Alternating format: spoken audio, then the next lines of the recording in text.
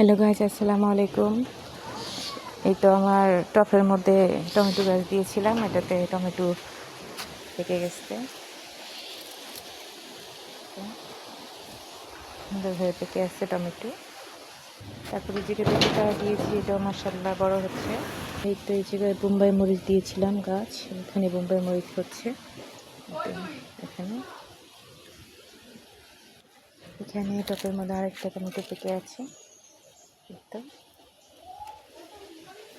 আর এখানে টপের মধ্যে আমি বেগুন চারা দিয়েছিলাম, এই তো এখানে বেগুন বের হচ্ছে, বেগুন বলে এটাকে।